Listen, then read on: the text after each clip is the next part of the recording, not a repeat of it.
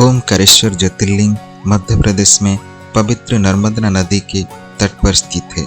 इस स्थान पर नर्मदा के दो धाराओं में विभक्त हो जाने से बीच में एक टापू सा बन गया है। इस टापू को मांधाता पर्वत या शिवपुरी कहते हैं। नदी की एक धारा इस पर्वत के उत्तर और दूसरी दक्षिण होकर बहती है। दक्षिण वाली धारा ही मुख्य धारा मानी जाती है और इसी मांधाता पर्वत पर श्री ओमकारेश्वर ज्योतिर्लिंग का मंदिर स्थित है। पूर्व काल में महाराज मांधाता ने इसी पर्वत पर अपनी तपस्या से भगवान शिव को प्रसन्न किया था। इसी से इस पर्वत को मांधाता पर्वत कहा जाने लगा। इस ज्योतिर्लिंग के दो स्वरूप होने की कथा पुराणों में दी गई। तो आइए जानते हैं इसमें से जुड़ी कथा के बारे में। एक बार विंध्य पर्वत ने पूजा अर्चना के साथ भगवान शिव की 6 मास तक कठिन उपासना की।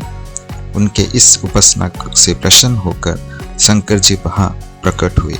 उन्होंने विंध्य को उनके मनोवांछित वर प्रदान की। विंध्याचल की इस वर प्राप्ति के अवसर पर वहां बहुत से ऋषिगण और मुनि पधारे। उनकी प्रार्थना पर शिव जी ने अपने ओमकारेश्वर नामक लिंग के 2 भाग किए। एक भाग का नाम ओमकारेश्वर और दूसरे का अमलेश्वर पड़ा।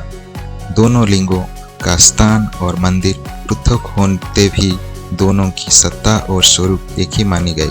शिव पुराण में इस ज्योतिर्लिंग की महिमा का विस्तार से वर्णन किया गया है। श्री ओमकारेश्वर और श्री अमलेश्वर के दर्शन का पुण्य बताते हुए नर्मदा स्थान के पावन फल का भी वर्णन किया गया है। प्रत्येक मनुष्य को इस क्षेत्र की यात्रा अवश्य करनी चाहिए। लौकिक परलौकिक दोनों प्रकार के उत्तम फलों की प्राप्ति भगवान ओमकारेश्वर की कृपा से सहज ही हो जाती है।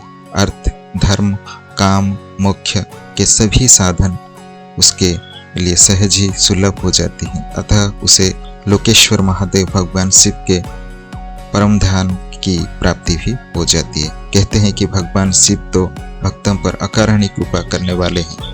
जो इंसान भगवान के दर्शन करने के लिए आता है उसका सोया हुआ भाग्य खुल जाता है।